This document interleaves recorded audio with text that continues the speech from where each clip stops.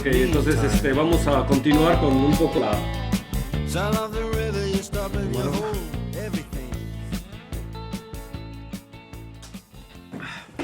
con lo que estábamos, ¿no? De los esquemas. Recuerden que estamos con una motivación, esta es la introducción. Sin embargo, ya voy a empezar a introducir algunos conceptos para que se siga entendiendo la introducción. Es como la idea es cerrar un poco todo lo que habíamos hecho con esta idea de esquemas. O sea, lo que hemos visto hasta ahora, con toda esta idea del esquemas, es primero como una generalización de variedades algebraicas, en el sentido que me generalizan en varios, tanto geométricamente como algebraicamente, ¿por qué no? A las variedades algebraicas que ustedes aprendieron en su curso de Geometría Algebraica 1, ¿verdad?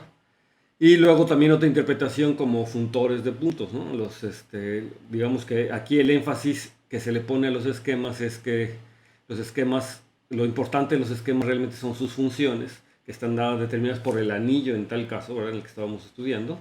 Y entonces entender cómo son las funciones es lo más importante, y de hecho eso nos permite generalizar a nada más estudiar anillos de funciones y luego pensar esos anillos de funciones como si fueran los objetos geométricos en sí, gracias a esta dualidad que existe entre, por ejemplo, variedades algebraicas y sus anillos de coordenadas. Y entonces todas las cosas que yo puedo decir de la variedad algebraica se pueden traducir en términos del anillo de coordenadas y viceversa, ¿verdad? Casi cualquier cosa, o cualquier cosa diría yo que yo pueda decir en términos del anillo de coordenadas, pues me está diciendo una propiedad de la variedad algebraica. Entonces la idea es que nos olvidamos, ¿verdad? Nos olvidamos del objeto geométrico en sí y mejor estudiamos sus funciones o su anillo de funciones. Y si yo entiendo el anillo de funciones, entonces puedo entender la variedad y eso me permite generalizar. Entonces tratar de estudiar anillos que no sean necesariamente anillos de funciones. Simplemente estudio anillos y luego pensarlos como si fueran las funciones de algún lado. Y resulta que, bueno, que sí, en general, esos anillos pensados como funciones sí son funciones, pero son las funciones de otros objetos más generales que se llaman esquemas. Y luego, finalmente, esto que se llaman esquemas afines, ¿no?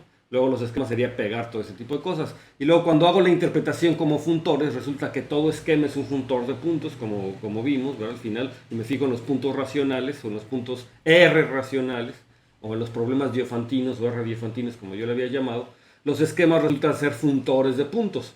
Pero entonces uno puede entonces ver si a esos funtores yo les puedo dotar como de una geometría. Puedo entender a los funtores como una parte geométrica y ver qué cosas puedo decir yo de los funtores que me aporten información de la geometría. Y luego nuevamente uno hace eso. ¿Por qué no te olvidas de los esquemas como tal, ¿no? o de los objetos geométricos como tal y trabajas con funtores?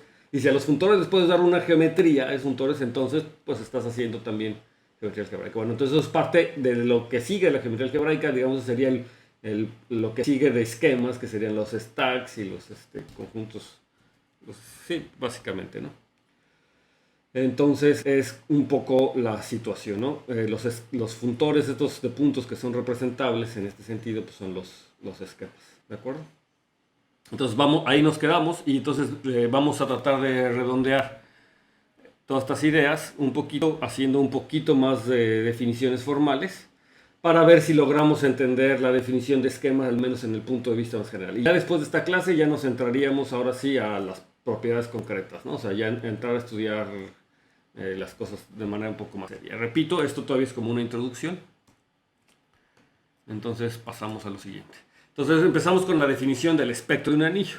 Entonces ya que vamos a estudiar los anillos, y nos vamos a olvidar un poco que son anillos de coordenadas o anillos de funciones, simplemente estudiamos los anillos y ahora vamos al revés. Vamos a definir el objeto geométrico asociado a un anillo cualquiera, ¿no? El objeto geométrico. Y entonces para eso necesitamos definir un conjunto, ¿verdad? ¿Quién va a ser mi conjunto donde voy a hacer geometría? Y luego definir quiénes son las funciones en donde voy a hacer geometría. Entonces por eso empezamos definiendo lo que es el espectro de un anillo. Entonces el espectro de un anillo, todo el mundo ya sabe, es el conjunto de ideales primos que tiene mi anillo, ¿no? ¿Sí? Entonces es el espectro. Entonces si yo considero a los enteros, entonces el espectro, fíjense, yo tengo todos los ideales, como es un dominio de ideales principales, entonces tengo los ideales generados por los números primos, ¿verdad? Pero también aparece un nuevo ideal, dado que es un dominio entero, entonces el 0 es un ideal primo. ¿De acuerdo? Entonces, de hecho es equivalente, ¿verdad? Que el 0 sea un ideal primo a que mi anillo sea un dominio entero. Entonces tengo esta situación. Entonces ahora otros espectros muy comunes o de anillos muy utilizados es el espectro del anillo de polinomios. Y concretamente podemos tomarnos el anillo de polinomios con coeficientes complejos. Y entonces, ¿quién es el espectro del anillo de polinomios de coeficientes complejos? Pues ustedes saben que nuevamente el anillo de polinomios es de ideales principales. Y entonces aquí los elementos, los ideales primos están generados por un elemento y este elemento que lo genera debería ser un elemento irreducible, ¿verdad? Entonces los ideales primos están generados por los elementos irreducibles, pero en los complejos los elementos irreducibles simplemente son los polinomios lineales. Y entonces están generados por un polinomio lineal y lo podemos tomar siempre mónico, es decir, el espectro del anillo de polinomios con coeficientes complejos es el conjunto, o se puede ver es el conjunto de ideales generados de la forma x menos a, donde a es un número complejo, pegándole nuevamente el 0, el ideal 0, puesto que el 0 es primo, ya dado que el anillo de polinomios es un dominio entero. Entonces le estoy pegando eso. Entonces fíjense que hay una bonita correspondencia, ¿verdad?, en el espectro del anillo de polinomios con los puntos en el plano complejo, ¿verdad? Para cada punto en el plano complejo le corresponde un ideal primo, ¿verdad?, que es el ideal generado por x menos a, y tengo por ahí un puntito extra, ¿no?, que sería este objeto que está aquí, el 0.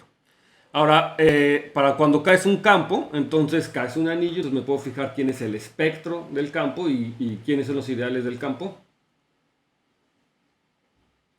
¿Quiénes son los ideales de un campo? Creo que... El ideal 0 y el mismo. Exacto, entonces el 0 dice, nada más como para ver dónde andamos, ver que sí me están siguiendo y que no están viendo Peppa Pig en la computadora. Ok, entonces, muy bien, es el espectro de un campo, pues solamente los ideales primos, solamente está formado por el 0, es el único, ¿verdad? Ahora, yo puedo tomar otro tipo de campos, por ejemplo, los enteros p-ádicos, ¿verdad? Los enteros p-ádicos, si no los conocen, pues ahí les voy a dejar de tarea que los revisen en Wikipedia, ¿verdad? Pero los enteros p-ádicos es un anillo que se comporta como el anillo de números enteros, básicamente, es un dominio entero. Pero tiene una particularidad y es que pues, solamente tiene dos ideales. No lo escribí aquí. Tiene dos ideales, que es el ideal generado por el 0 y el ideal generado por el primo p, ideales primos. Y entonces este espectro de ZP no son los enteros módulo p. Aquí hay que hacer una aclaración. Los algebristas en general denotan a ZP a los enteros módulo p, pero la gente que hace teoría de números no. La gente que hace aritmética denota ZP a los enteros p-ádicos. ¿Sí? Sí, cuando haces Z, quieres encontrar ZP, haces Z rayita P o ZPZ, ¿no? O sea, cuando quieres denotar las clases de equivalencia. Entonces, ZP son los números p-ádicos, no son los enteros módulo P, son los números p-ádicos. ¿Ok? Y ahora, por ejemplo, ¿quién será el espectro del anillo de polinomios con coeficientes en los reales? Parte de esta respuesta ya se las dije, pero ¿quién será el espectro del anillo de polinomios con coeficientes en los reales? ¿Quién me dice? Ya, pues que ya todos ya tomaron esto, va. Ya se lo saben. Hacen cara con que hijos, ¿no? Ah. Bueno, pero díganme pues, a ver si sí. Vamos, Leonardo. O Lili, se animó Lili, a ver. A ver, pues el 0 y luego los x menos a y luego los x menos a al cuadrado más b cuadrado, ¿no? Todos los x al cuadrado, Más b cuadrado. todos los x cuadrado más bx más c, todos los polinomios cuadráticos. Sí, que no tienen raíces reales. Se les puede ver como x menos a al cuadrado más b al cuadrado. Bueno, donde b no es el... Exacto, o sea, todos los... está dado, nuevamente por lo que te había dicho, como es de ideales principales, todo ideal ahí es generado por un polinomio, y entonces los ideales primos están dados por los ideales que están generados por elementos irreducibles. Entonces un polinomio irreducible con coeficientes reales, pues solamente son los lineales, ¿verdad? Y algunos cuadráticos, no todos los cuadráticos. Entonces, ¿cuáles son los cuadráticos que son irreducibles? Pues los que no tienen raíces reales, como bien dijo Lili, y los que no tienen raíces reales, pues se pueden caracterizar como aquellos que tienen discriminante menor que 0, ¿de acuerdo? Entonces, el espectro de R de X son todos los polinomios cuadráticos, unión todos los polinomios lineales, unión los cuadráticos con discriminante menor que 0, ¿de acuerdo? Entonces, así yo lo podría entender. Y entonces, fíjense cómo aquí una parte de estos ideales también está en correspondencia con los puntos en R, con los elementos en R, ¿verdad? ¿Qué ideales son los que están en correspondencia con los elementos en R? Pues ni más ni menos los maximales, es decir, los que están generados por X menos A. A diferencia, no los maximales, los lineales quería decir, los que están generados por X menos A. Los otros X cuadrados no, también son maximales, ¿verdad? ¿Sí?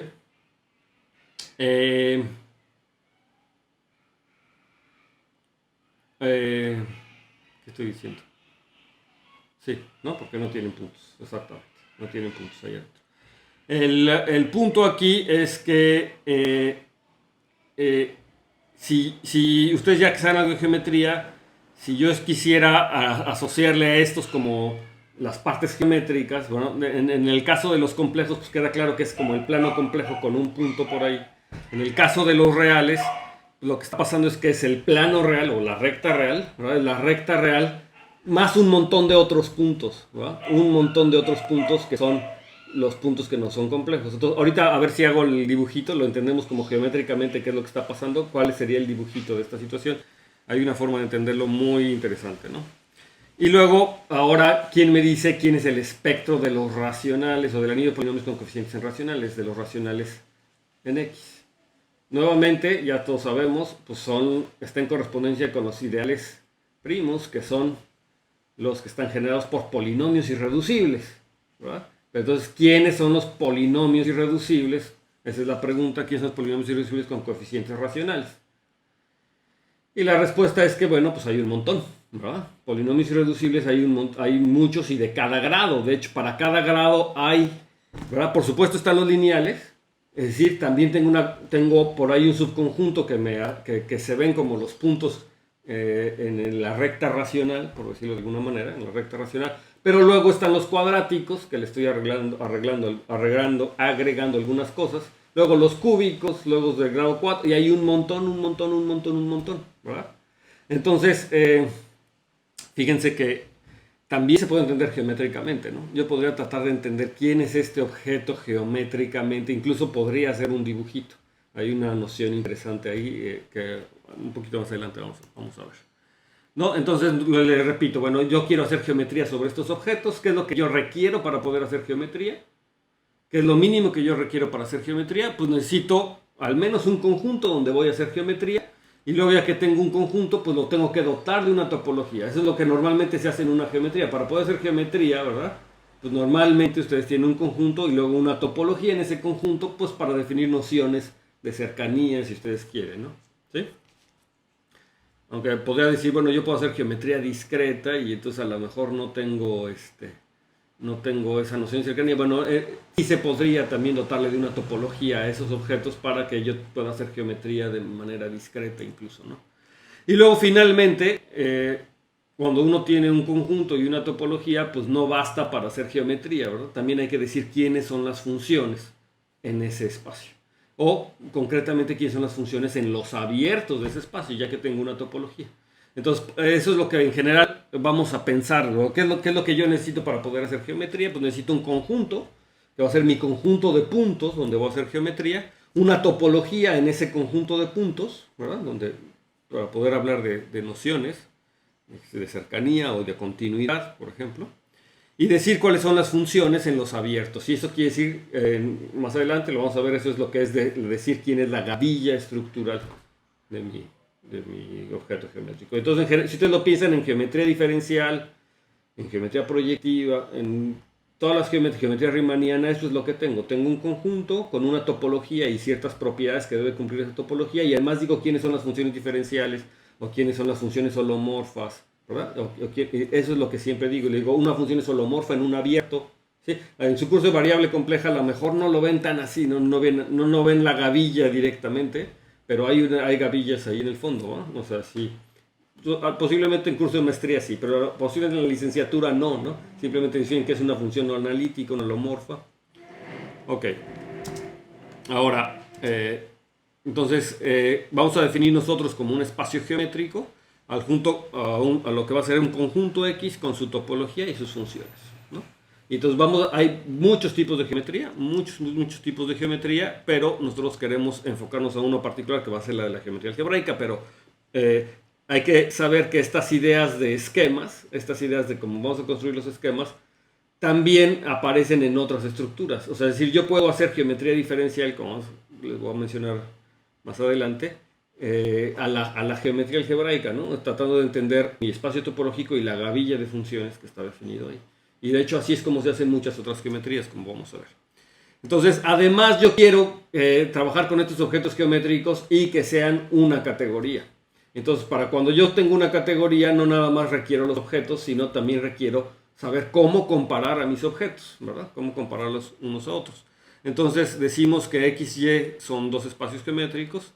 Tengo que decir cómo son las funciones entre mis espacios geométricos, ¿verdad? ¿Qué quiere decir? Una cosa son la gavilla, ¿verdad? Las funciones en los abiertos son como las funciones coordenadas, ¿sí? Es como lo que es una función diferenciable, una coordenada diferenciable, cuando están pensando en variedades diferenciables, dicen que es una coordenada diferenciable. Y otro es decir, cómo comparar objetos, ¿verdad? Entre la categoría. Eso es lo que nos hace falta. Digamos que la gavilla solamente me está diciendo cómo son sus funciones coordenadas, ¿no? De hecho, en geometría algebraica clásica, estos son los anillos de coordenadas, básicamente, ¿no? En cada abierto les puedo decir quién es el anillo de coordenadas. Y entonces tenemos muchos espacios geométricos que no son familiares, por ejemplo las variedades diferenciables, ya les había dicho, ¿verdad? Entonces las variedades diferenciales es un espacio topológico donde localmente se ve como Rn, y de eso localmente que se vea como Rn simplemente le estoy diciendo que este espacio topológico está pegado por parchecitos, donde cada uno de esos parchecitos es Rn, pero no nada más pegado como Rn, si les digo es un espacio euclidiano, es decir, las funciones en este abiertito tienen que ser las funciones en el parchecito que yo estoy diciendo. ¿Y quiénes son las funciones? Bueno, son las funciones, pero además, como es una variedad diferenciable, quiero que sean las funciones diferenciables. Y entonces le estoy diciendo explícitamente quiénes son mis funciones en estos abiertitos, con una regla que me dice cómo se comportan cuando los parches se traslapan, ¿verdad? Todo el mundo conoce la definición de variedad diferenciable, ¿verdad? Entonces, cuando las variedades se traslapan, me dice cómo se comportan y me dice cómo es el cambio de coordenadas. Pero este es uno de los ejemplos de objetos geométricos.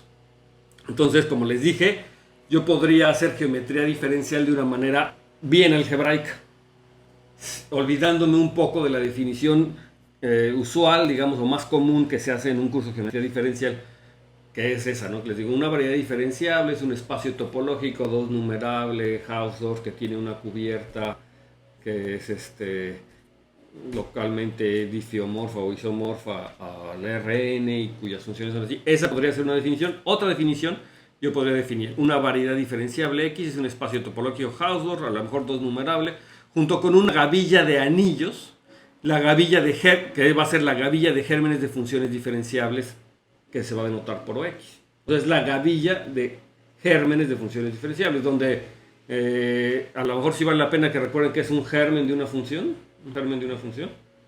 ¿Sí saben qué es eso?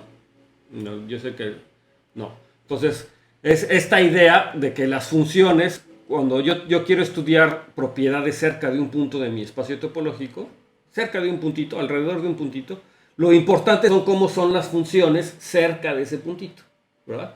O sea, lo importante para entender cómo es la geometría cerca de un punto es entender cómo son sus funciones cerca de ese punto.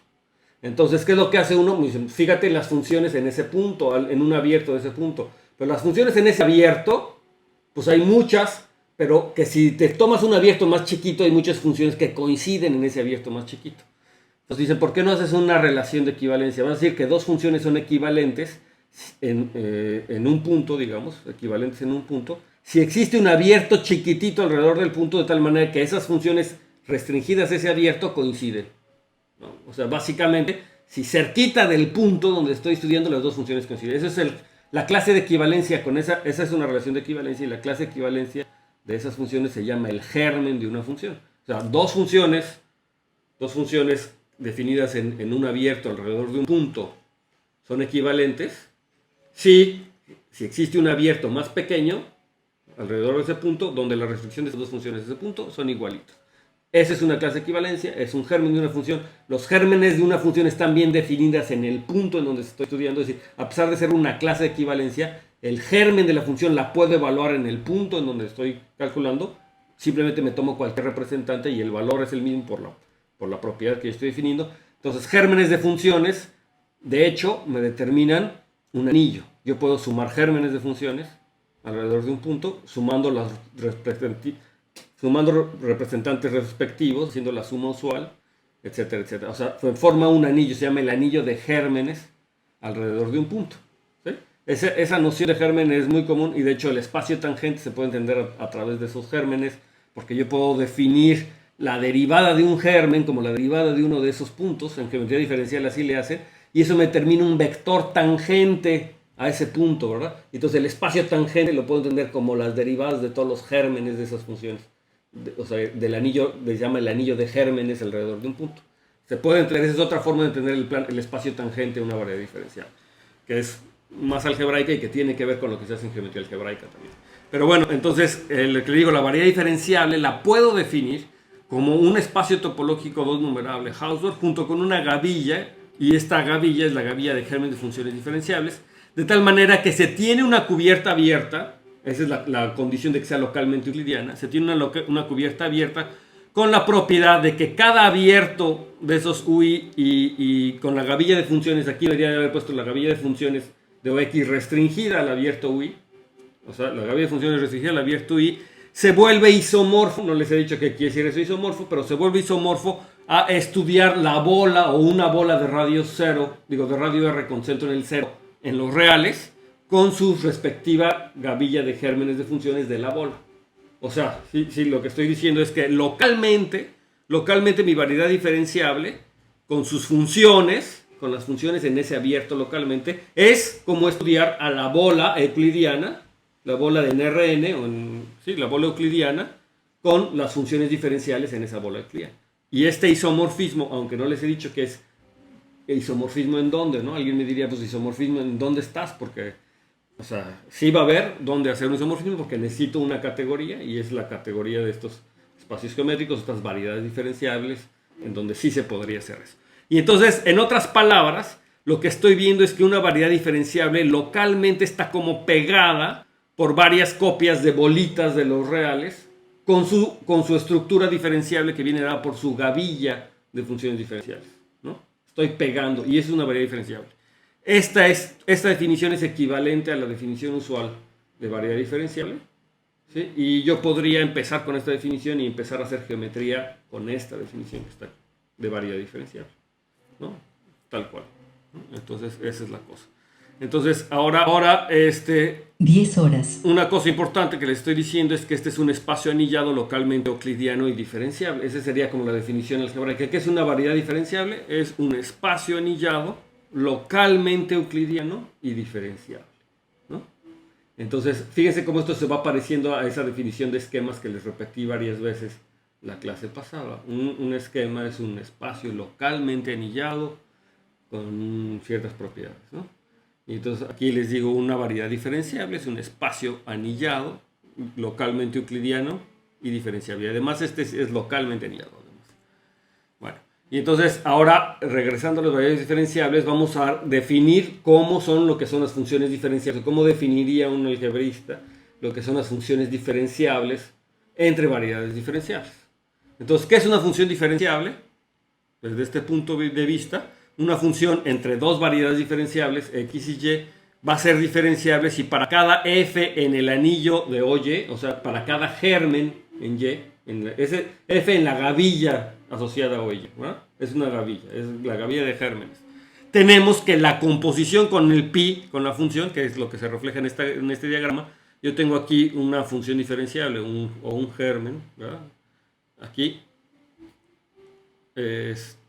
Entonces, cuando me fijo en la composición, resulta que la composición lo que resulta es un objeto en la gavilla de OX, ¿sí? O sea, es una función diferenciable en el sentido de OX. Y eso es una noción equivalente. De hecho, es un ejercicio típico en geometría diferencial que les dejen ver que una función es diferenciable cuando la componen con las funciones coordenadas, les da una función diferenciable, ¿sí? Y eso es básicamente lo que estamos diciendo aquí, ¿verdad? La composición con estas gavillas, las funciones coordenadas, digamos, son elementos típicamente aquí, y entonces la composición tiene que ser diferencial, ¿sí? Y entonces esta es una noción equivalente. Entonces fíjense qué es lo que está pasando. Esto es lo que vamos a abstraer para la definición de función entre espacios geométricos. Si es un espacio geométrico con una gavilla, una función, las que voy a estar interesado en esa categoría, pues van a ser las funciones o las flechas, de tal manera que cuando lo compongo me da lo adecuado. Si se fijan bien, esto lo que me está hablando es de, si ustedes ya han estudiado algo de gavillas, lo que me está hablando es que el pi me está determinando una función entre las gavillas. Me está determinando una cierta función entre las gavillas. Todo esto lo vamos a ver con más detalle, ¿no? Simplemente es para que vayan entendiendo el panorama de la situación. Tenemos entonces que pi de x a y induce una aplicación pi gatito entre la gavilla asociada al espacio topológico y esta gavilla que es la imagen la imagen inversa del pi o x, ¿no? O sea, me estoy jalando, no es el push out, es el empujándome a la gavilla pi a y. Esta es una gavilla en y, es como empujar, pero eso lo vamos a precisar, pero es como lo que se entiende por esta composición, ¿no? Y entonces esto es lo que me dice que es un morfismo de gavillas. Esto en realidad estoy diciendo mucho más de lo que les dije aquí en el cuadrito. Que si un morfismo de gavillas además quiere decir que se comporta bien con los abiertos, que cuando me tomo abiertos más chiquitos todo funciona bien, etcétera, etcétera, ¿no? ¿De acuerdo? Entonces, eso lo vamos a precisar más adelante. Pero esta es la idea que les quiero transmitir. Una función, o los objetos que van a ser mis funciones, mis morfismos en la categoría que estoy definiendo, por ejemplo, la de variedades diferenciables, quedan caracterizadas por esta propiedad, que son las funciones, de tal manera que me determinan una bonita función entre sus gavillas respectivas. ¿Sí? Entre sus gavillas. Recuerden que las gavillas lo que me dicen nada más ahorita, lo podemos pensar como cómo son las funciones en estos abiertos localmente. ¿Ok? Muy bien. Entonces, el caso de variedades diferenciales o diferenciables no es el único caso. Entonces, la geometría compleja también se hace así.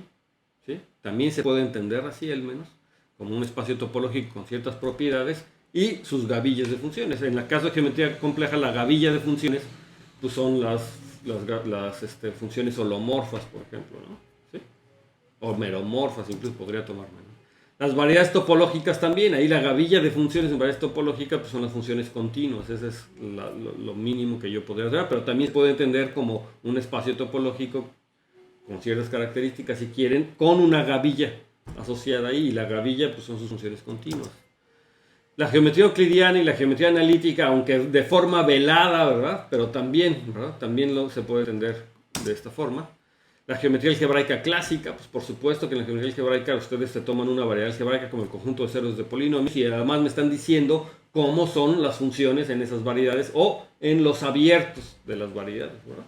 También me están diciendo, entonces, aunque no lo hayan visto así, pero en el fondo lo que hicieron fue definir una gavilla en la variedad algebraica. Entonces hay muchas otras geometrías, por ejemplo la geometría rígida, una geometría no arquimediana, un tipo de geometría no arquimediana también se puede definir la geometría con estas características. La geometría analítica peádica, digamos, de la usual, que es como el curso, ¿verdad?, que dio Edwin el año pasado, no sé cuándo fue, cuando estudiaron el libro pues definió variedades y eso, y la forma de hacer variedades pues era eso, un espacio topológico que localmente se parecía a un espacio no arquimediano, ¿no? Y pegado, ¿no?, con sus partes, y decían quiénes eran las funciones en esos espacios. Exactamente, pero entonces hay otros tipos. Esta geometría pues también aparece, esta forma de hacer geometría pues aparece en todas sus generalizaciones de esto que son la geometría rígida, es decir, en los espacios de Berkovich. Los espacios de Berkovich también son espacios topológicos con ciertas propiedades y una gavilla asociada a estos espacios, ¿sí?, con ciertas propiedades. En la geometría tropical también, ¿no?, es un espacio topológico con ciertas funciones, que digo quiénes son las funciones tropicales, ¿no?, y también me forma una gavilla, o idealmente yo quisiera que sea una gavilla, ¿sí?, y puedo hacer geometría en esas cosas. La geometría logarítmica de hecho generaliza la geometría algebraica. Además de mis funciones usuales de esquemas, también le pego otra gavilla, que es la gavilla que la que le da la estructura logarítmica a una variedad. Y bueno, evidentemente, el ejemplo principal que nos interesa es la teoría de esquemas, ¿no? La teoría de esquemas es un ejemplo de estos tipos de espacios geométricos que nos aparecen aquí. Y entonces nuevamente que vamos a empezar a hacer una definición ya más formal, luego para acercarnos a lo que es un esquema. Todo esto nuevamente vago, ¿verdad? O sea, a lo mejor hay cosas que no nos van a quedar claras 100%, pero ya nos vamos acercando a la definición de esquemas. Y repito, esto lo vamos a ver ya de manera bien, como se debe, a partir de la próxima clase, ¿no? Empezamos a ver las definiciones y las propiedades y ejercicios y teoremas, ¿no? Pero bueno, se los voy adelantando. ¿Qué es un espacio anillado? Pues un espacio anillado está formado por un par, X y OX, donde X es un espacio topológico y OX es una gavilla, que es lo que se llama la gavilla estructural de X, ¿no?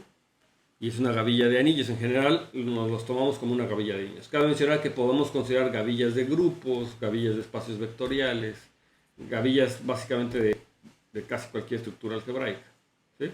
De funciones. Pero bueno, en este caso se llama espacio anillado porque la gavilla que se le asocia a este par es una gavilla de anillos, ¿okay?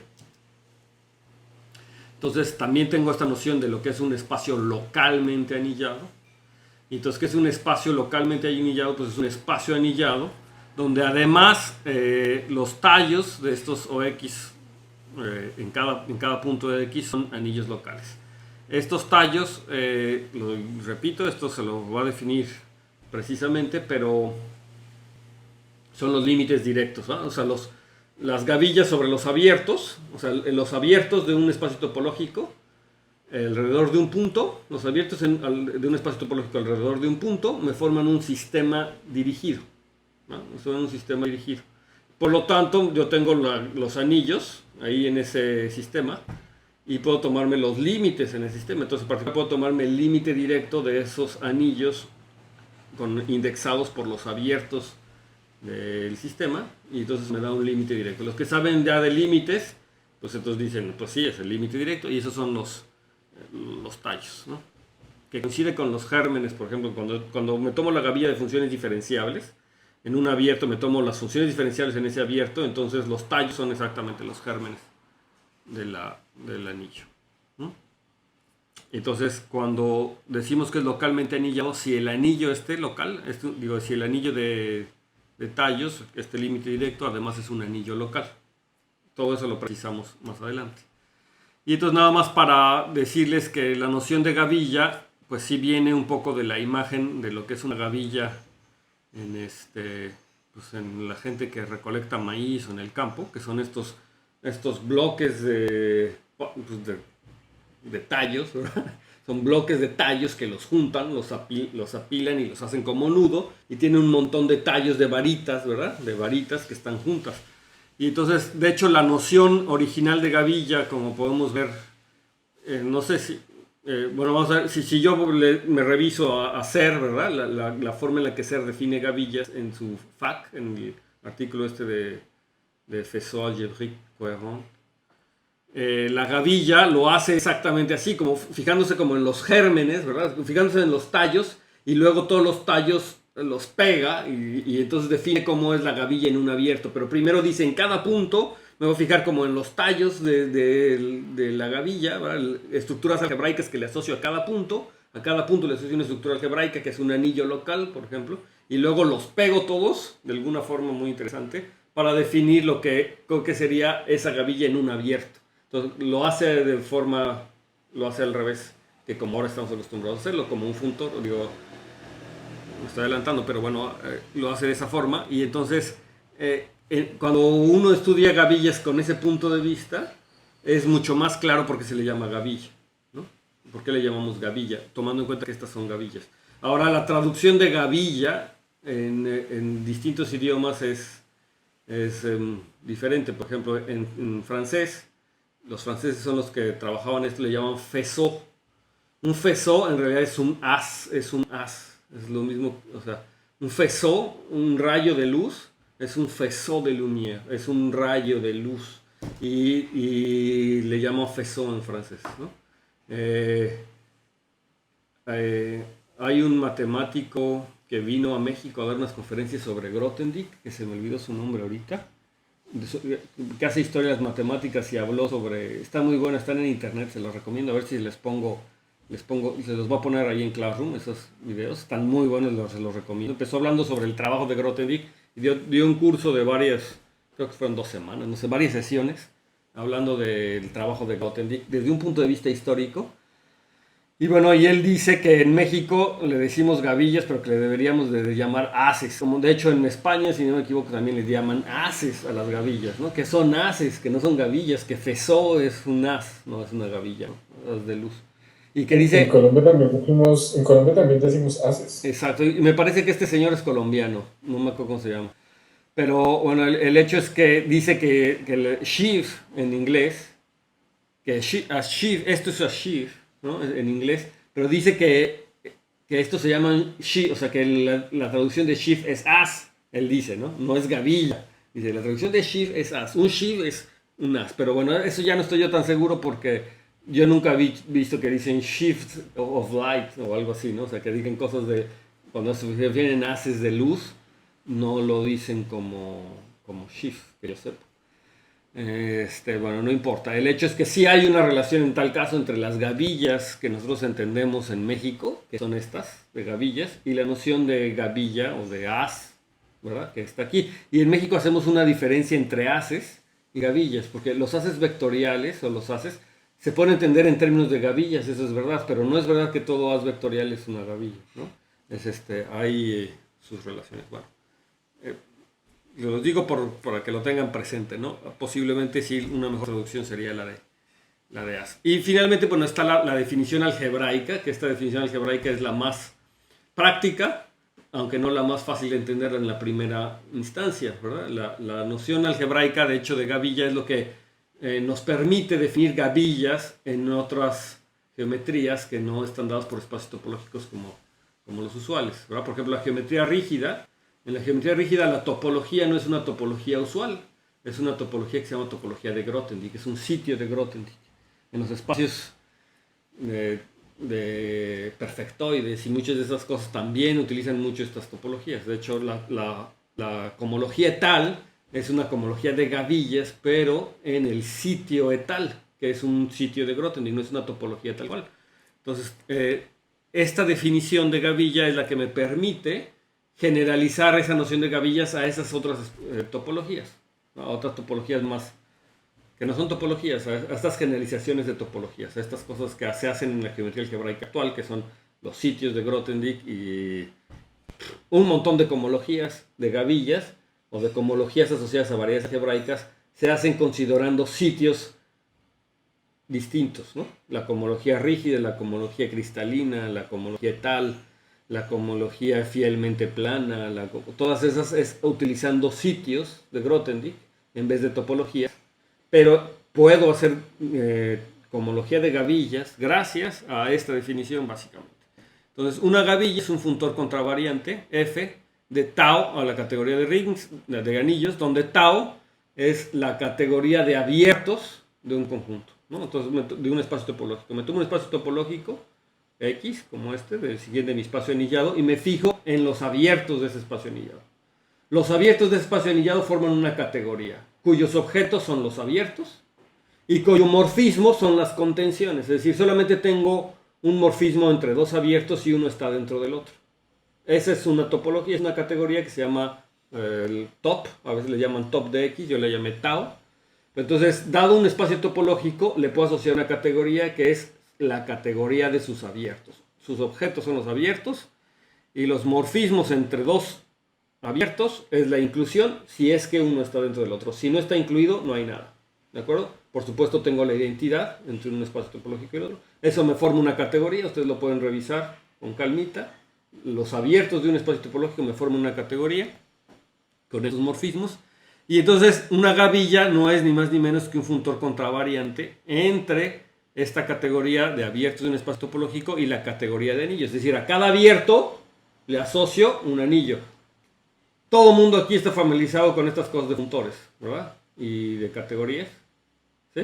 Si alguien no está familiarizado con funtores y categorías, entonces le voy a dejar de tarea, número 1, leer el capítulo 1 del libro de Ravi Vakil, de Rising Sea. ¿Ok? Entonces, si alguien no está familiarizado con estos conceptos de funtor, de categoría, etc., la tarea número 1 es leer, de hecho la tarea número 1 de todos, para recordar su memoria, es leer el capítulo 1 del libro de Ravi Vakil de Rising Sea, es de geometría algebraica. Ese hace una revisión de la teoría de categorías que se necesita para hacer geometría algebraica. ¿Ok? Entonces esa es la tarea número 1. Esto se las va a poner todo el mundo, tarea número 1, releer el capítulo 1 de The Rising Sea, para que todo esto quede claro. Entonces, lo que estoy haciendo es básicamente a cada abierto le estoy asociando un anillo. Y el hecho de que sea un funtor, ¿verdad?, me dice que se comporta bien con los morfismos. Cuando yo tengo funciones, o sea, inclusiones entre los abiertos, eso me determina funciones entre las gavillas, ¿verdad? Funciones entre las gavillas de los abiertos. Para que sea una gavilla, no nada más tiene que ser un funtor, sino tiene que cumplir una propiedad más interesante, una propiedad de pegado que se escribe en términos de este diagrama. Dice que este diagrama es un diagrama ecualizador o coecualizador. Es el ecualizador, que es un diagrama ecualizador. Entonces, eso también si tienen dudas respecto a qué es un diagrama ecualizador, también ¿cómo se llama? Lo cubren si leen el primer capítulo del libro de Ravi Vakil, ¿no? De Rising Sea. De todas maneras, cuando nosotros veamos gavillas, lo vamos a reprecisar esto, ¿no? Vamos a ver que en efecto esto se puede escribir así. Nuevamente, el único objetivo por el cual se lo estoy presentando ahora aquí en esta segunda clase del curso, básicamente, es para que ustedes vayan teniendo el panorama y que vayan viendo cuál es la cuestión algebraica, ¿no? Cómo yo defino las cosas de manera algebraica, y estas funciones se pueden entender en términos de funtores y en términos de una propiedad algebraica, que esto sea un diagrama ecualizador. Básicamente lo que me quisiera es que es lo equivalente a que sea una sucesión exacta, esta situación, donde los morfismos pues, son las restricciones. No me voy a detener demasiado, puesto que es una introducción, ¿no? Entonces vamos a regresar al espectro de un anillo, porque lo que queremos, recuerden, era definir lo que es un esquema afín, en principio. Entonces yo lo que quiero es trabajar con los anillos, y lo que estoy tratando de hacer es definir a un espacio donde quiero hacer geometría asociado a un anillo. Entonces yo parto de un anillo, y entonces ahora voy a definir el espectro de R, que va a ser el conjunto en donde yo voy a hacer geometría. Entonces le tengo que dar una topología, pero le tengo que decir quién es, ¿verdad? Entonces, como conjunto, el espectro de un anillo, el espectro de R es simplemente el conjunto de ideales primos. Y yo ya había visto que tengo el conjunto de ideales primos. Entonces, cuando yo lo entiendo como conjunto, me conviene pensar en X adentro de X. Pero este X es un ideal, ¿verdad? Entonces, cuando lo quiera pensar como ideal, entonces lo voy a denotar como P de X. Es el ideal en el anillo R que corresponde al punto X, ¿sí? Es decir, como X yo quiero que sea un conjunto donde voy a hacer geometría, lo denoto por X, y a sus elementos normalmente les voy a llamar como siempre X, Y, Z, A, B, C en X, como sea que le esté llamando. Pero hay que tomar en cuenta que esto proviene de un ideal. Entonces, cuando quiera hacer referencia al ideal al cual le corresponde este punto X, simplemente lo voy a denotar como P subíndice X. Es el ideal primo, ¿verdad?, que corresponde a ese punto X. ¿De acuerdo? Es una cuestión de notación que es conveniente, porque constantemente estamos pensando en puntos como puntos de un espacio geométrico, pero otras veces lo necesito pensar como ideales. Entonces, esta es la situación. Y ahora, ¿cómo vamos a definir la topología en el espectro de R? Yo quiero un espacio geométrico. ¿Cómo vamos a definir la topología? Toda la topología se define así. Se llama la topología de Zariski. Igualita que la topología cuando estudian variedades algebraicas usuales. Se llama la topología de Zariski, y van a ver que es exactamente la misma situación.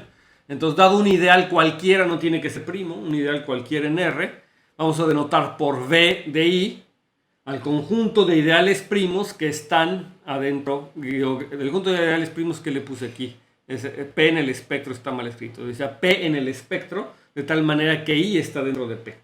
¿Ok? Está mal escrito aquí. Entonces, V de I es el conjunto de ideales P en el espectro de R, de tal manera que I está dentro del ideal primo. ¿Sí? Simplemente eso es lo que voy a hacer. Y entonces, estos conjuntos resulta que cumplen los axiomas de de cerrado de una topología. Esto va a ser un ejercicio. Ahorita nuevamente, si quieren vayan haciendo, van a ver que esta definición cumple las acciones de cerrado de una topología. ¿Cuáles son los axiomas de cerrado de una topología? Pues los complementos de los axiomas de abierto de una topología, es decir, que el total y el vacío están ahí, que si tomo intersecciones arbitrarias es nuevamente un cerrado y uniones finitas es nuevamente un cerrado, ¿de acuerdo? Es que claramente si yo puedo definir una topología, estoy seguro que ya lo saben, ¿verdad? Yo puedo definir una topología si les digo quiénes son sus abiertos, eso es obvio, pero también puedo definir una topología si les digo quiénes son sus cerrados. Es decir, yo puedo definir una topología en un espacio diciéndoles quiénes son los cerrados, porque claramente sus complementos son los abiertos, entonces son la topología, ¿verdad? Entonces, en este caso, la topología de Zariski, del espectro de un anillo, está definida en términos de los cerrados. O sea, yo en vez de decirle quiénes son los abiertos, les dije, los cerrados son estos objetos que se llaman VDI. ¿Sí? Es el conjunto de ideales primos que contienen al ideal I. ¿De acuerdo? Es un subconjunto del espectro. Y esta se llama la topología de Zariski, ¿no? Y ahora me gustaría decir quiénes son las funciones. O sea, ya tengo mi espacio topológico y ya tengo una topología ahí adentro, que es esta topología de Zariski. Y ahora me gustaría decir quiénes son las funciones en este anillo, ¿verdad? Y entonces, en este espacio, perdón, en X. Y entonces, por lo pronto, simplemente yo voy a declarar que las funciones globales, es decir, las funciones definidas en todo el conjunto X, va a ser el anillo R. Es decir, a lo mejor es un poco de trampa llamarle funciones, porque me va a decir, ¿cómo va a ser una función? O sea, tú me estás llamando R un anillo, en realidad es que no son funciones. Más bien lo que realmente es que estoy definiendo la gavilla, ¿verdad? La gavilla asociada a X. Es esta asociación que a cada abierto le quiero asociar un anillo. Entonces le digo, el anillo que le voy a asociar al total es el anillo R con el que empezaste. Pero más adelantito vamos a ver que en efecto sí se puede entender como funciones, más o menos como funciones, ¿sí? Pero entonces por lo pronto no son funciones, pero sí las quiero entender yo como las funciones del espacio topológico X. Es decir, mi espacio topológico es el conjunto de primos y el anillo R van a ser las funciones en esos primos. Ahorita vamos a ver cómo van a ser funciones, pero por lo pronto la idea es tratar de definir la gavilla.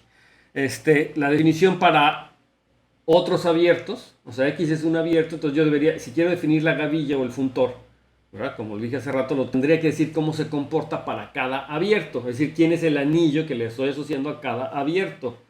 La definición para abierto es un poquito más complicada y probablemente necesitemos esperar a que entremos en detalle en el curso para que no nos saturemos ahorita de información innecesaria. Pero la cosa es que sí se puede, ¿no? Yo voy a definir la gavilla, de hecho, en cada abiertito, en abiertos básicos, lo voy a definir, ¿no?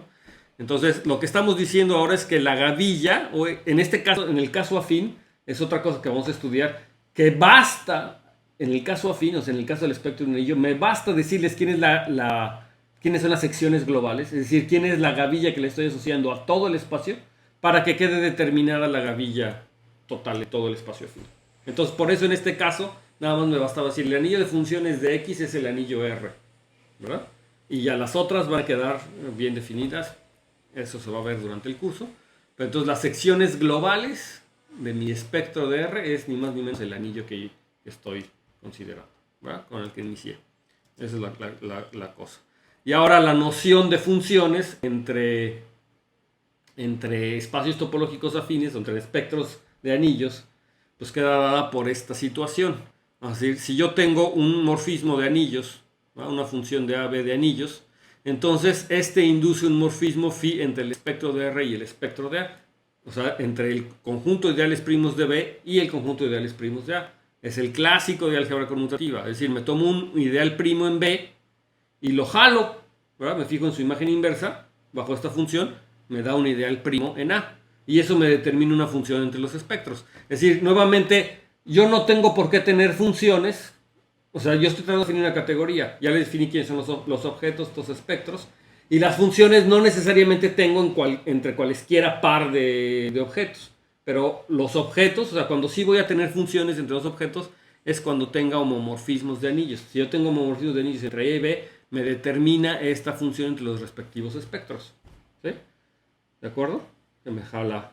Estas son las funciones. Entonces, las funciones o los morfismos que me hacen de esto de una categoría o que me van a dar cómo relacionar mis objetos es esta función del espectro de B al espectro de A, que simplemente es el morfismo que proviene del homomorfismo de anillos F entre A y B, que consiste en dado un ideal primo aquí, me fijo en su imagen inversa y me da un ideal primo. Ya, ustedes saben, ¿verdad?, que eso pasa con ideales primos. La imagen inversa de un ideal primo es un ideal primo. Y si no lo saben, también es un buen ejercicio. De hecho, el curso lo voy a empezar con un rápido repaso de álgebra conmutativa. Entonces, vamos a tener la oportunidad de revisar estas propiedades. Y entonces, ahora sí, ya estamos en posición de definir o de entender un poco mejor lo que es un esquema afín, al menos, ¿no? Entonces, ¿qué cosa es un esquema afín? Entonces, un esquema afín es un espacio anillado. Entonces, ya tenemos lo que es un espacio anillado, ¿verdad? Es X o X, es un espacio topológico con un esquema de anillos isomorfo a uno de la forma el espectro de R con su respectiva anillo. O sea, lo que hice hace ratito fue definirles este espacio anillado, que es el espectro de un anillo con su gavilla de anillos. Y ahora les digo, ¿qué es un esquema afín? Pues es un objeto que es isomorfo. Ahorita vemos qué cosa es eso isomorfo, no importa. Que es isomorfo al espectro de R o R. Es decir, no tiene por qué ser exactamente el espectro de R con su gavilla de anillos. Es algo que es isomorfo. Aquí la cosa es que no les he dicho qué cosa es isomorfo. Pero ¿no? O sea, no, es decir, todavía no definimos la categoría de espacios anillados claramente. Aunque ya les dije, ¿verdad? Estos espacios anillados y los morfismos son morfismos que me preservan la gavilla de alguna manera, ¿no? O sea, que me quedan morfismos entre gavillas. Si es una categoría, si forma una categoría, y entonces la noción de isomorfismo es la noción de isomorfismo de esa categoría, de los espacios anillados, ¿de acuerdo? Sí, entonces, repito, yo tengo la categoría de espacios anillados, o si quiero, incluso podría ser de espacios localmente anillados, pero vamos a verlo en la categoría de espacios anillados, donde los objetos son los espacios topológicos junto con una gavilla de anillos. Un morfismo entre espacios anillados, pues es una función, ¿verdad?, entre los espacios topológicos que sea una función continua, que me induce una función, o que tengo, junto con una función entre las respectivas gavillas, pero de forma invertida, ¿no? Así como lo hice hace ratito. No se preocupen, eso lo vamos a ver igual con lujo de detalle. Sí me formo una categoría, y entonces en la categoría de espacios anillados tengo la noción de isomorfismo, como isomorfismo en cualquier categoría, ¿verdad? Un isomorfismo en una categoría es una función que tiene una inversa, ¿verdad?, en la misma categoría, ¿sí? Entonces, ahí le estoy diciendo que es un esquema afín. Pues es un espacio topológico junto con una gavilla que se llama la gavilla estructural, que es isomorfo en esa categoría de espacios anillados a este espacio anillado, al espectro de un anillo con OR. ¿Sí? Ese es un esquema afín. Esta definición es muy conveniente, muy conveniente, porque cuando estudiamos geometría algebraica, por ejemplo, la recta compleja menos un punto es una variedad algebraica, ¿verdad? En la geometría clásica posiblemente dijeron, no, eso no es el conjunto de ceros de un polinomio, de una familia de polinomios. Dijeron, la recta compleja menos un punto no es porque cualquier polinomio que se anule en todos esos lados también se anula en el cero. Es algo muy fácil de demostrar, ¿verdad? Cualquier polinomio que se anula, de hecho, en un conjunto infinito de puntos, pues se anula en todos lados. Entonces, si la recta compleja menos un punto fuera una variedad algebraica como la entendemos en el curso 0 de geometría algebraica, esa recta sería el conjunto de ceros de una familia de polinomios. Pero no puede ser, porque si se anula en todos esos complejos, pues se anularía también. Pero esa no es la definición moderna de variedad algebraica. La definición moderna de variedad algebraica es un espacio topológico que localmente es isomorfo al espectro de alguien, de unos anillos muy particulares, de los anillos R que sean de tipo finito y sin nilpotentes, reducidos y de tipo finito, ¿no? O sea, localmente tiene que ser una cosa como esa. En la idea de Grotten, de Ser, que les decía también en el FAC, una variedad algebraica la define como un espacio topológico que localmente es isomorfo a una de las variedades algebraicas de esas que ustedes conocen, es decir, como el conjunto de ceros de polinomios. En FAC se define una variedad algebraica como un espacio topológico junto con una cubierta de abiertos, de tal manera que cada uno de esos abiertos es isomorfo a una variedad algebraica, al conjunto de ceros de una familia de polinomios. Esa definición es como esta. Resulta que con esa definición del FAC, en la línea compleja menos un punto, claro que es una variedad algebraica, porque es isomorfo a la hipérbola. O sea, la hipérbola, una hipérbola cuando la proyecto en una de las coordenadas, es una función regular, es una función racional, es una de las funciones que son, y que tiene una inversa, que es el x, y lo mando a x, y el x lo mando al x, 1 entre x.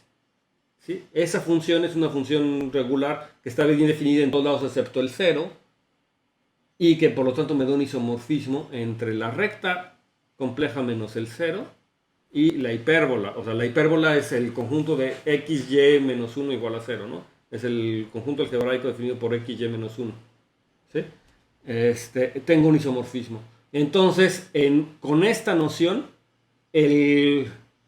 la recta menos el origen, o la recta compleja, o los complejos menos el origen, es una variedad algebraica. ¿Sí? ¿Sí, chavos?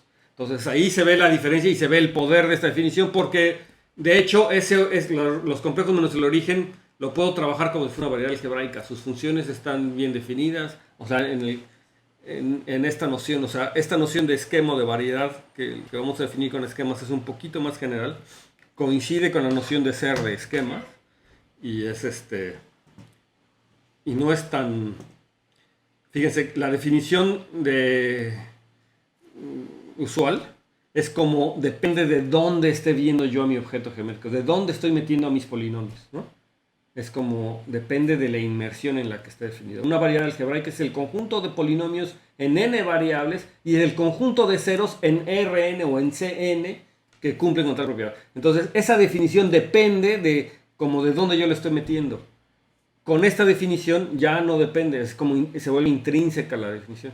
O sea, ese conjunto algebraico que determina el polinomio xy menos 1, lo puedo meter a los complejos como la recta menos el origen, o a los complejos crudos complejos como la hipérbola, pero es el mismo, no importa de dónde yo lo meta, las propiedades son las mismas. ¿De acuerdo? Entonces hace una definición intrínseca del objeto geométrico en sí, que es una de las grandes cosas o de las cosas que uno quiere de la geometría, ¿no? O sea, a uno le gustaría que cuando uno estudia objetos geométricos, las propiedades que uno pueda dar del objeto geométrico no dependan de dónde lo metí o de dónde lo estoy viendo, sino que sean del objeto como tal, ¿no? Esa es una de las cosas que uno desea cuando uno hace geometría. Y entonces ahora sí vamos a ver esta revisión, ¿no?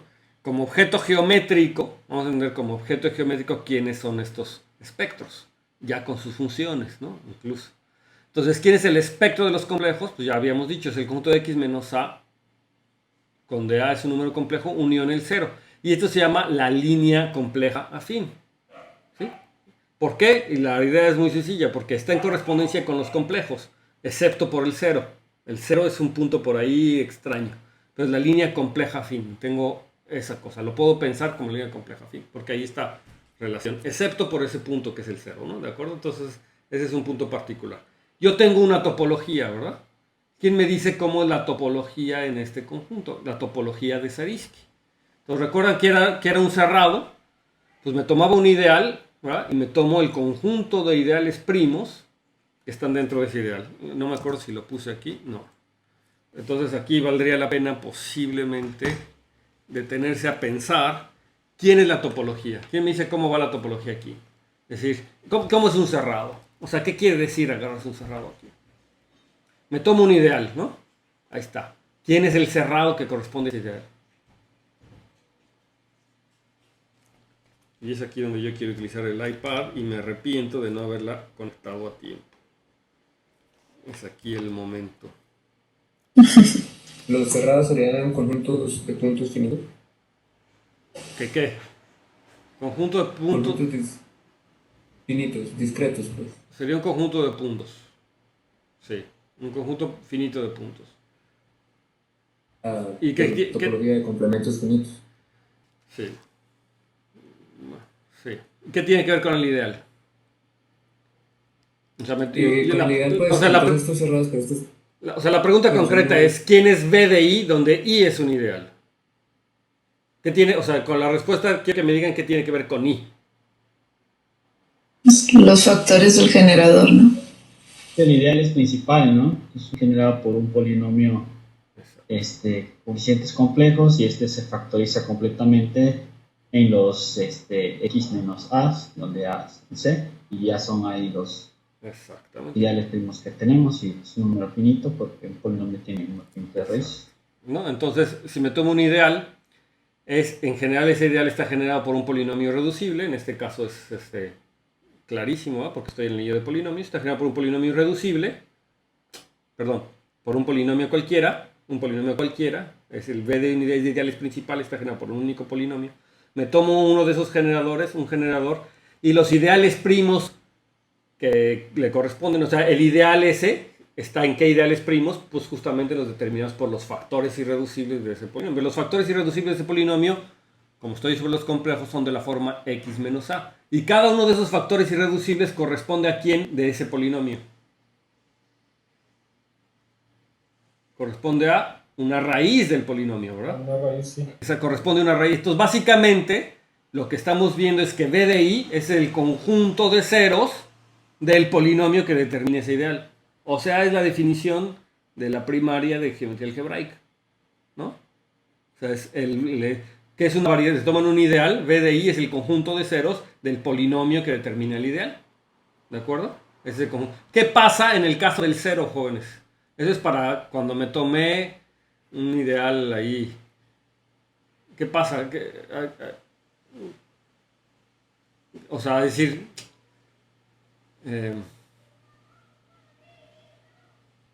sí, aquí la pregunta más bien no es como qué pasa con el caso del cero, ¿verdad? Sí, no, más bien la pregunta... Ok, la pregunta va así.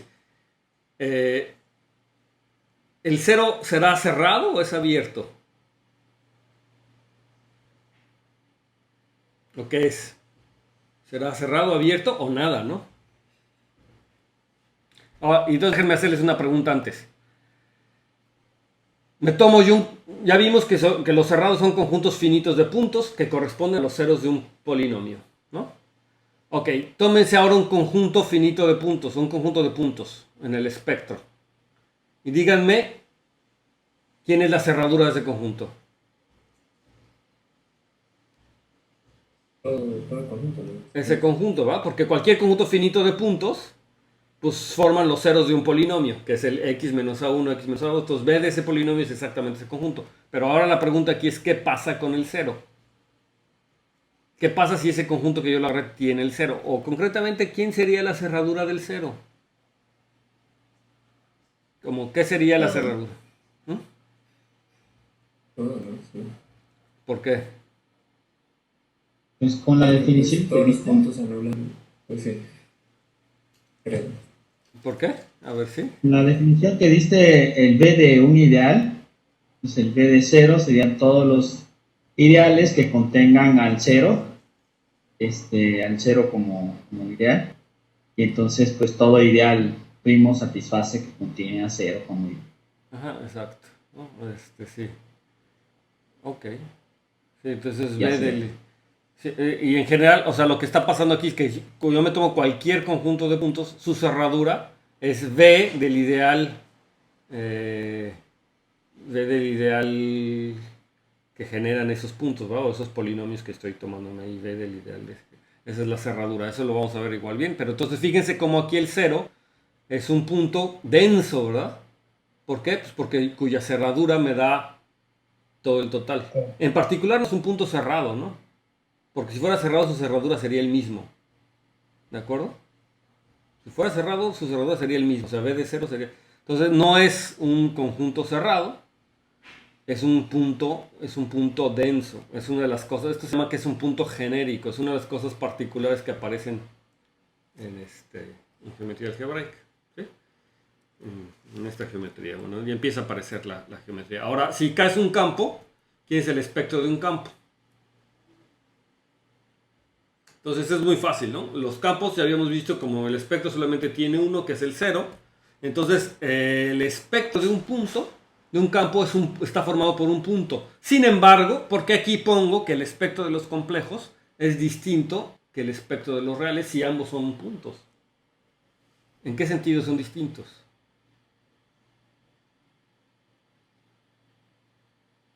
Otra vez Juan no se oye, si le estás diciendo algo. ¿En qué se... Podemos. ¿Por qué? El vacío. ¿Por qué otra vez que no escuché?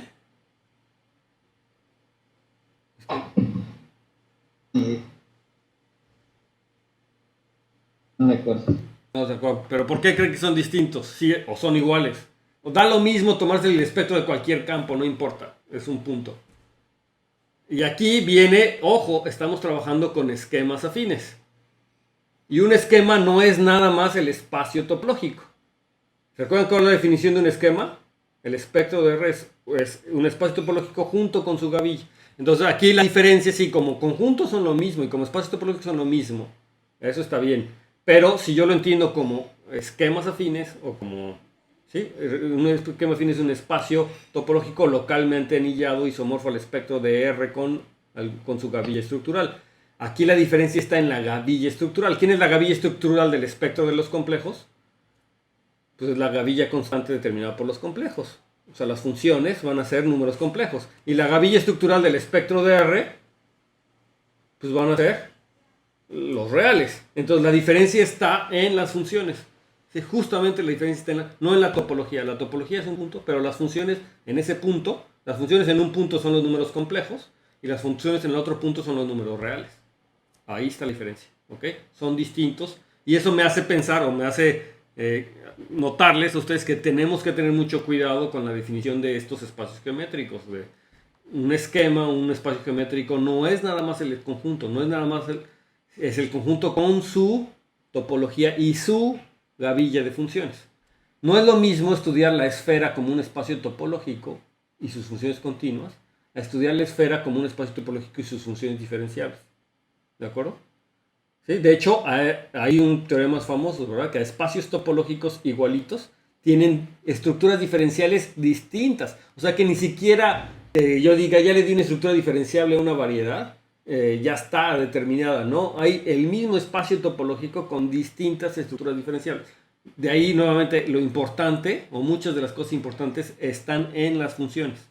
Entonces, estos puntos tienen estructuras algebraicas distintas. Son dos puntos topológicos, pero con estructuras distintas. Una, sus funciones son los complejos, y otras son los reales. Cosa que hay que tener en cuenta todo el tiempo.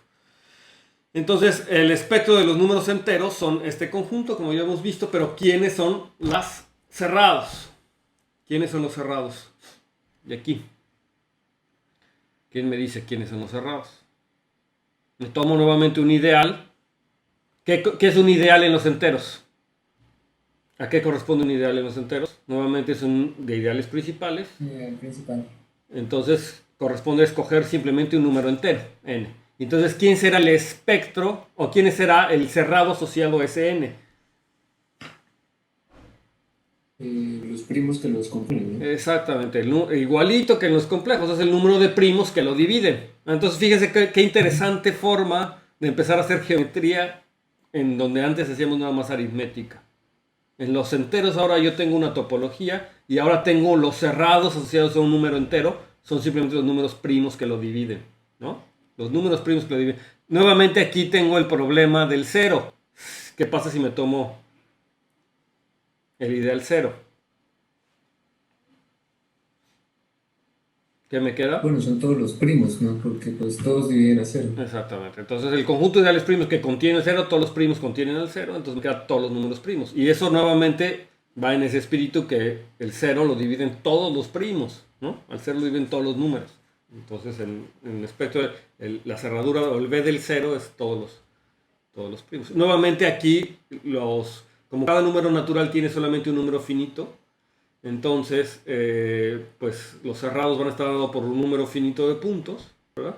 Por los divisores de este punto o por el total, ¿verdad? El total es cuando me tomo el ideal cero, ¿de acuerdo? El cero es cerrado en este conjunto, ¿no? Por lo mismo. No, tampoco porque su cerradura no es el mismo.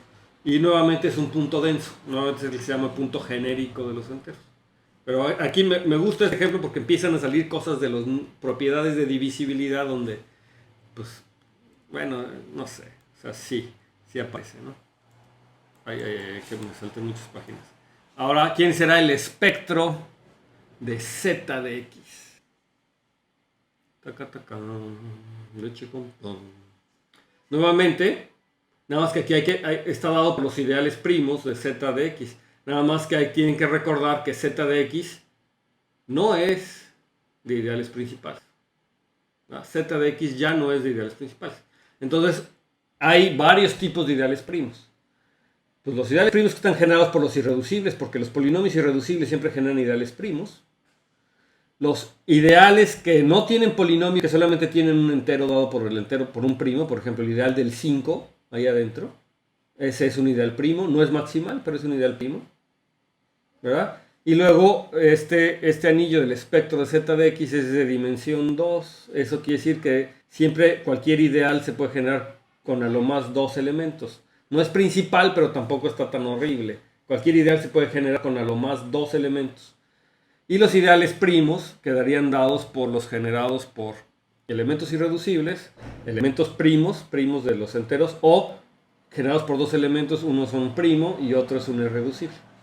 Esos son todos los ideales primos de los enteros. Se los platico porque a lo mejor, si ustedes no vienen de la aritmética o si nunca han hecho aritmética, teoría de números, pues a lo mejor se les iba a hacer rarísimo, ¿no? Pero eso es algo que se puede hacer.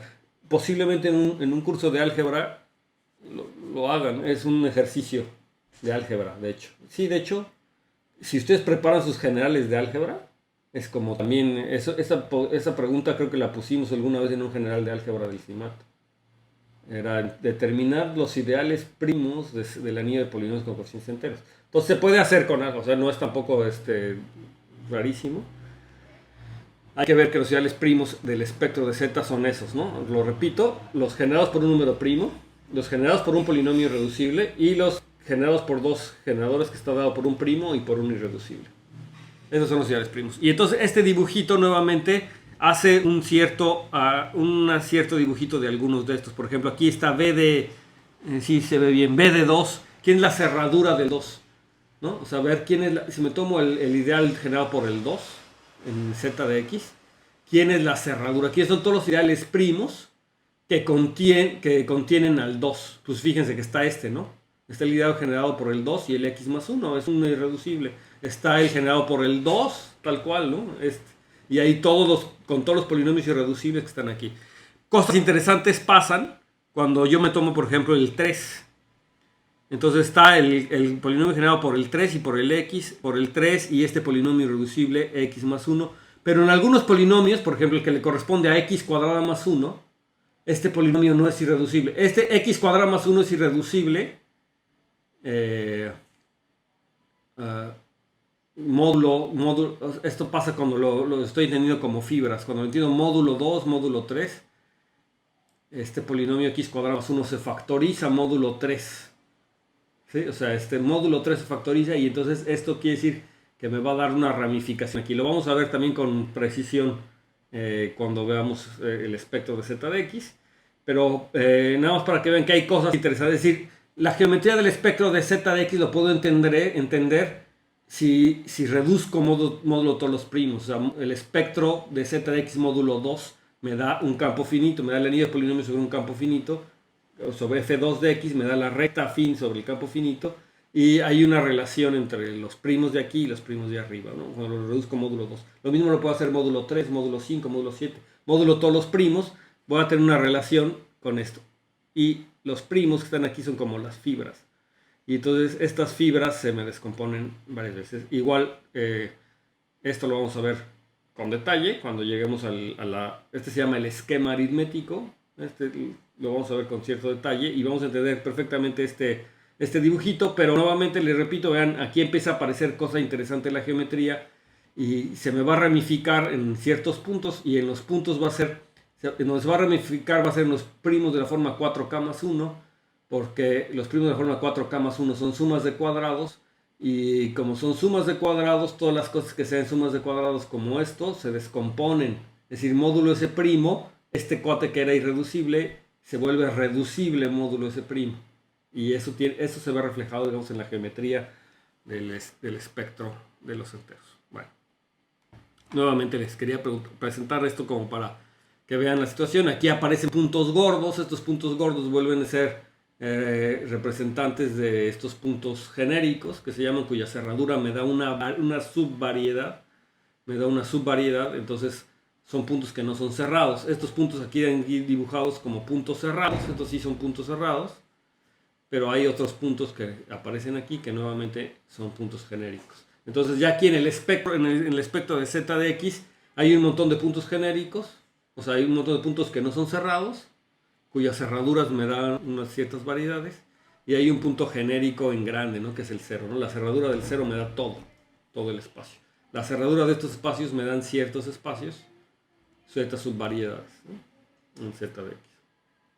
¿De acuerdo? Bueno, entonces nuevamente aquí los presento nada más por puro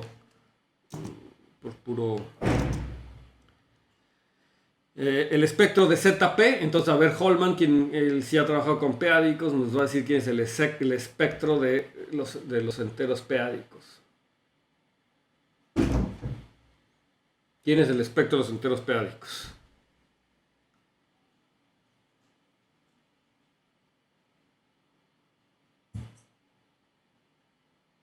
¿Cuántos ideales primos tiene ZP?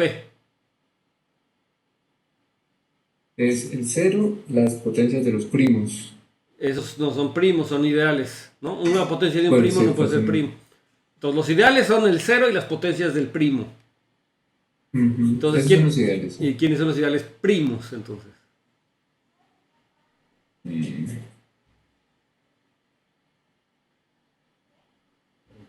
No sé si me recuerdo.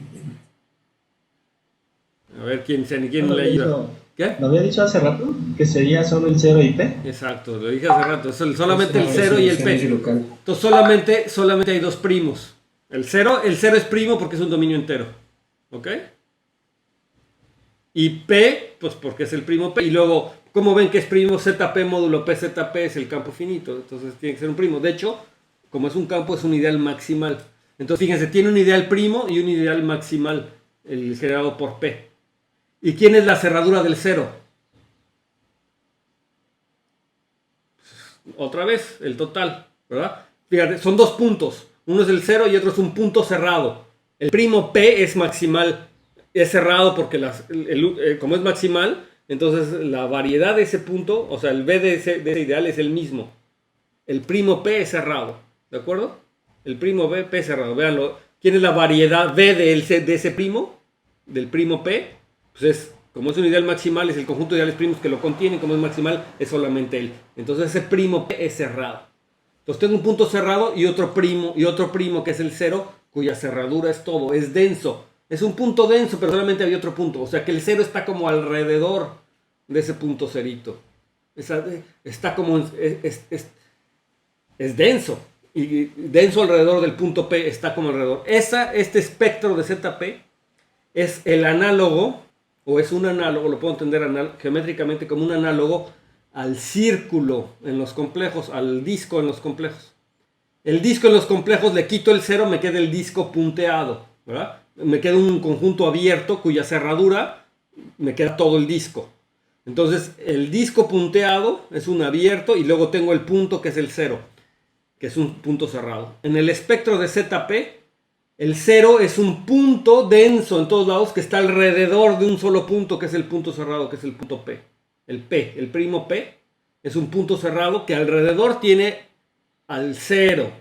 Alrededor tiene el 0. Entonces la imagen geométrica del espectro del 0 es como el disco punteado complejo. Son los complejos menos el 0. Y cuando le pongo el 0, me queda eso. Y de hecho eso pasa en cualquier anillo de evaluación discreta. En cualquier dominio de evaluación discreta tengo solamente dos ideales. Y los espectros de los dominios de evaluación discreta es lo que juegan el rol del disco punteado. ¿Y eso en qué sentido juegan el rol del disco punteado? Cuando yo tengo una fibración o un morfismo, una fibración de variedades algebraicas a los complejos, al disco complejo menos un punto, y quiero estudiar la monodromía, ahí, ¿verdad? lo que le encanta hacer a la gente que hace geometría algebraica compleja, ¿verdad? Que estudia la monodromía y este tipo de cosas. Lo equivalente aritmético a eso es tomarte el espectro de un dominio de evaluación discreta, como ejemplo el espectro de ZP, y tomarte una variedad algebraica sobre el espectro de ZP o sobre cualquier dominio de evaluación discreta. Y igual voy a poder estudiar la monodromía aritmética, pero lo voy a poder estudiar ahí y es decir, tengo lo equivalente a las estructuras de Hodge y a familias de estructuras de Hodge y a los ciclos evanescientes y todo ese tipo de cosas. O sea, lo análogo es el espectro de un dominio de evaluación discreta como el espectro de ZP. Ahora sí, antes de que nos vayamos, me quedan 3 minutos. ¿Quién es el espectro de R de X desde un punto de vista geométrico? Ya habíamos visto que eran todos los ideales primos que estaban dados por polinomios lineales, polinomios de grado 2, que sean irreducibles. Si yo lo quisiera dibujar, ¿cómo le haría? O sea, ¿qué dibujo le podría asociar a este objeto? Lástima que no tengo mi iPad para hacer el dibujito aquí, pero bueno, va a tener que, me están viendo, ¿verdad? Entonces vamos a ver, a jugar con las manos. ¿Quién es el objeto? O sea, dibújenlo. Si yo les dijera, de hecho es tarea de Raviv aquí, ¿no? El de Rising sí es tarea. Dibujen estos objetos. ¿Quién es ese dibujo? Yo dibujaría un plano. Un plano, plano, cualquier plano. Ok. Y bueno, ¿y cómo sería la correspondencia? Dice Lili que dibujaría un plano, pero no sabía que estaba con el audífono abierto, ¿eh? Es que los irreducibles son x menos a al cuadrado más b cuadrado, donde b es diferente de 0. Esos son los complejos con parte real no cero, parte imaginaria no cero. Y luego tienes los reducibles lineales, que son los x menos a. ¿Eso? Ah, pero me falta el 0. Bueno, y un puntito, ¿no? Y un punto gordo. Alguno. Sí, entonces, básicamente, la observación que yo les hago es, bueno, están los lineales que corresponden a los puntos de la recta real. Entonces, ahí te va la recta real, ¿no? Primero dibujo la recta real. Ahora están los cuadráticos irreducibles. Pero los cuadráticos irreducibles tienen una característica importante, que tienen raíces complejas. Y una raíz es z y la otra raíz es su conjugado. Entonces yo nada más me estoy tomando una de ellas. Entonces lo podría dibujar como el semiplano superior complejo, ¿verdad? Donde cada punto en el semiplano superior complejo corresponde a un número complejo. Entonces ese número complejo y su conjugado me determinan un único polinomio irreducible sobre los reales, ¿verdad? Y cualquier punto sobre la recta real pues me determina el polinomio real. Entonces un dibujito que podríamos hacer es como el semiplano superior complejo más un punto gordo por ahí. Y donde a cada punto le asocio pues el polinomio mínimo de ese complejo. O sea, me tomo un complejo, el polinomio mínimo sobre los reales, pues es un polinomio, ya, ¿no? Ahí está. Esa es una forma de entenderlo. Otra forma interesante de entenderlo es ver que los polinomios irreducibles quedan determinados 11 horas. por sus conjugados complejos. Es decir, si yo me fijo en la acción del grupo de Galois de los complejos sobre los reales, en los complejos, entonces las órbitas son, ¿quiénes son las órbitas de la acción del grupo de Galois de los complejos sobre los reales actuando en el plano complejo? Pues a cada complejo me mando a su conjugado.